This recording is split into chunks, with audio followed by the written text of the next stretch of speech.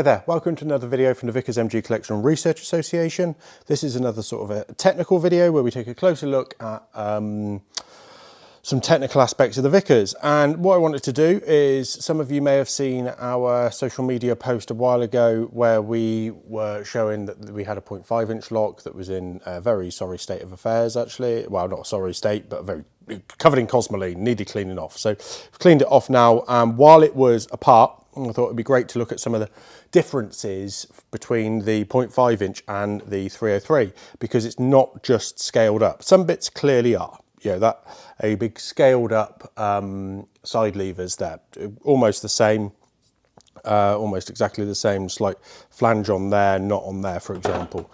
But some bits are very different. The lock spring, working from the bottom right, lock spring, look, doesn't have these beaded, sort of beaded edges there, and actually it turns slightly back in on itself on the rear leg, so on the front face, so it goes into the sort of pointing in. This is the bit that's at the front of the lock in that same orientation, or that different orientation up there, long bit to the front. So it actually turns back in a little bit on that face there as well, which is quite interesting. We then, these are just the bush axis side levers, are just scaled up.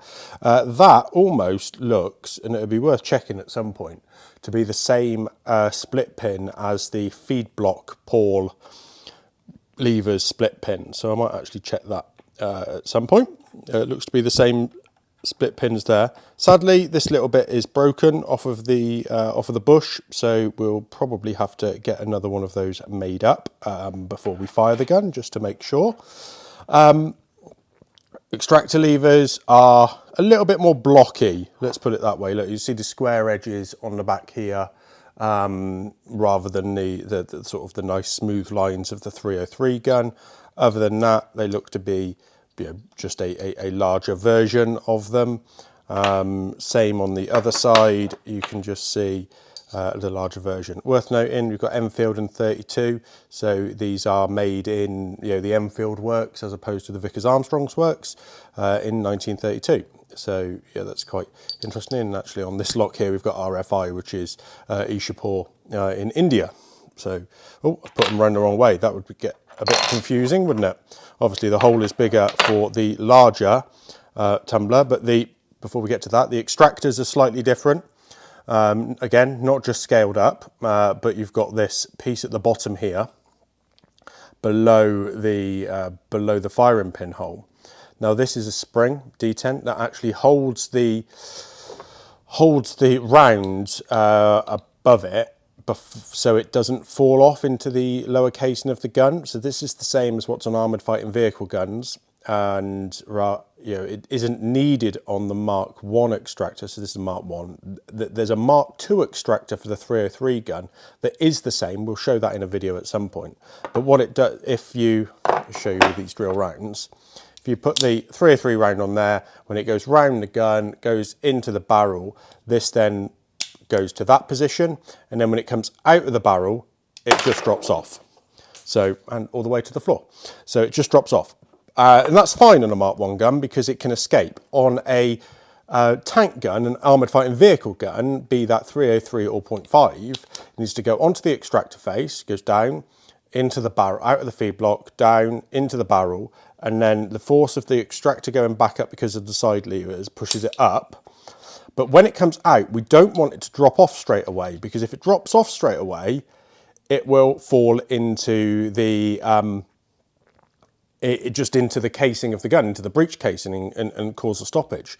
What we want it to do is to come back out, and then as it goes forward again, in a lower position, it's going to go into the tube at the bottom of the barrel, and then when the lock rises up, because the extractor levers are pushing the extractor up, it's just going to pop off there like that, and then it stays in the ejector tube, or ejection tube,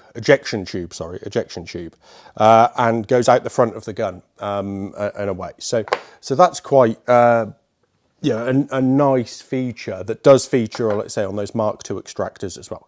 If you happen to have a Mark II extractor in your Mark 1 ground service gun, then it's fine. It does exactly the same. It just catches onto the bottom of the barrel casing and then comes and then you know, the empty cases come off normally. So the extractor is a little bit different. The tumbler looks very different, actually. Just it doesn't.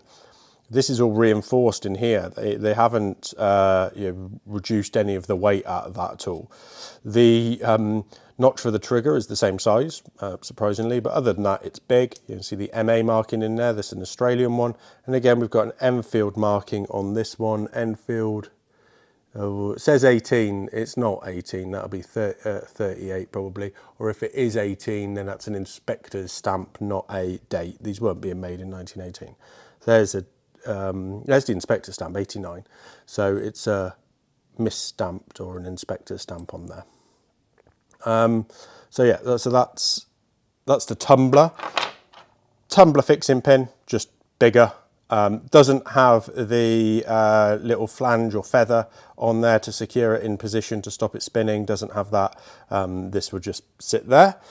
Then we've got the trigger fixing pin, actually looks smaller, remarkably. So it's a smaller head on there, otherwise you know, quite different. So yeah, smaller head on the tumbler, on the trigger fixing pin. Then the trigger itself does look quite different. Rather than having this single piece here, it goes into a Y. It's actually hollowed out on the back as well, which is interesting. Maybe just to reduce the amount of weight required to pull the trigger. But yeah, and then it just keys into here like that. But actually that sits slightly differently. Now this might, I don't know actually, I'd have to go away and look at this. That might be to do with the fact that a 0.5 inch Vickers has semi-automatic or repetition and automatic. So semi and full automatic. So the two different trigger positions actually will allow it to recock. So I say I'm going to go away and look, but that's what that is. And that's two different trigger positions to make sure that you can do repetition and automatic. Then the firing pin, quite different, quite chunky look. Much bigger weight, much bigger in size. The tumbler will fit into the back here, like so, and actually has a forward, has a rear stop as well as a forward stop. So whereas, oh, it does on here, doesn't it? It sits lower. That won't fit in there, obviously. So it sits in here. And it has the same, but it sits lower than what that one does there. So, and it's hollowed out in the rear. There's nothing that goes in there, I don't think, but it's hollowed out in the rear there as well. Then the sear, again, quite different, and probably because of the need to do repetition and full auto, but it does the same thing, fits on the pin in the front there. Oh, it's right way up, look, on the pin there, and then that sear catches on the base of the firing pin there to stop it going forward. So that's the safety sear. And then the block casing itself is typically just much bigger, obviously, as expected. We've got the hole in the bottom there where we can see where the sear will fit into. Actually, the sear goes on that pin there rather than that pin there, which is quite interesting. It's a bit further back. And I don't think there's anything other than that really to point out. It's quite the weight. I say quite chunky. So hopefully that's of interest, and we've got to oil all of these parts back up and then we'll put them back together again. Thank you for watching. Please remember to like and share the video and subscribe to the channel. Please support us on Patreon if you're able to, and let us know of anything you'd like to see in the future. I look forward to hearing from you.